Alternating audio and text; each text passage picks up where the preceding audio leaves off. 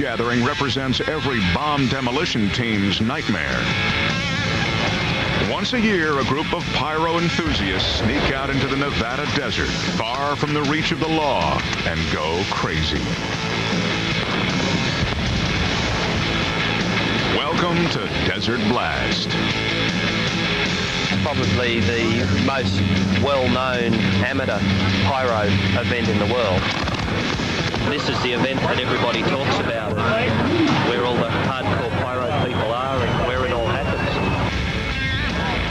You'll see stunt planes, helicopters, 50 caliber machine guns, explosions, fireworks, some of the most impressive fireworks you'll see anywhere.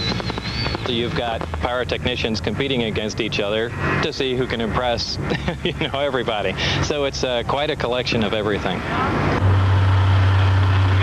12 years ago, physicist Bob Lazar decided that he wanted to blow things up without getting arrested for it. So he and a group of friends headed out to a dried-up lake in Nevada, and Desert Blast was born. Desert Blast nowadays is a collection of engineers, scientists, pyrotechnicians, pretty much everyone from every field that you can possibly imagine, who just like to get together for a weekend out of the year and, let it all hang out, essentially.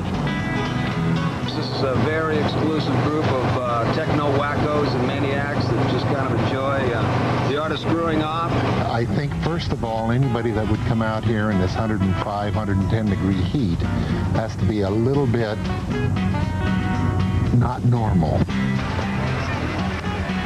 That may be true, yet there are plenty of people who are dying to participate in Desert Blast.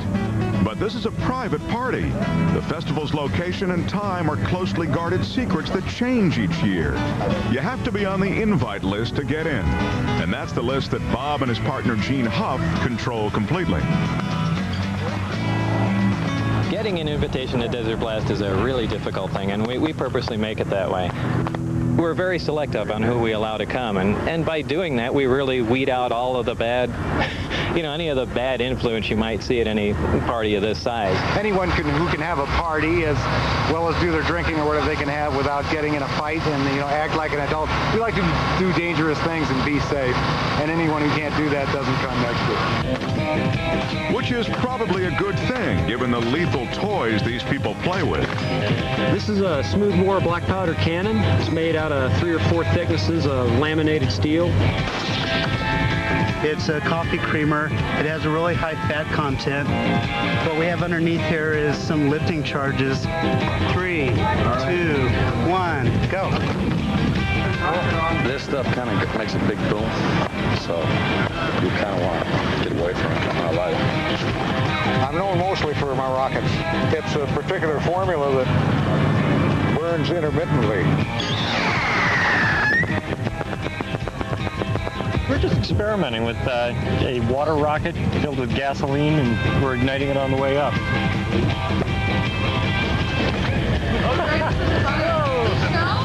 No, more experimentation, I think. This is a high-power rocket, 7.5 inches in diameter, about 12 or 13 feet tall. Fire! Desert Blast is not solely for kicks. Many of the experts participating are trying out new designs for the first time. Others are simply here to learn. We run a fireworks business in Australia, so we attend conventions to learn how people are doing things. But this is sort of more cutting-edge technology. It's people trying new things. Here's something new, an ultralight plane equipped with fully armed air-to-air missiles, built by Brent and Todd Van Hoffman. The name of this plane is Air Flatulence. You can sort of make of that whatever you want. These rockets are basically like scale models of a Phoenix missile, which is the only rocket shot off of the F-14. They should go about a half a mile. And if I aim for somebody and hit them, it should go right through them, although they asked me not to do that. And for the price of a beer, I said, all right.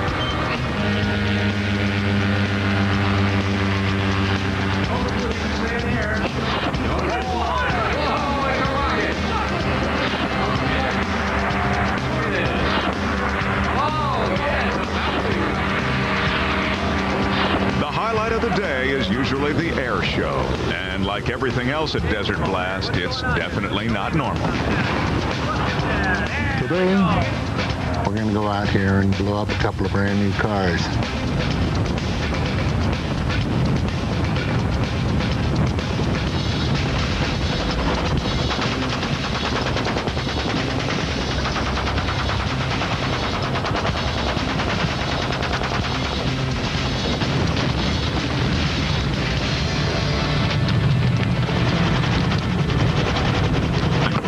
I just hope they took the collision damage waiver on this.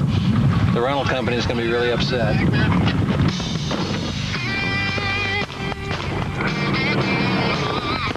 As night falls, fireworks go up and Desert Blast 12 comes to a close.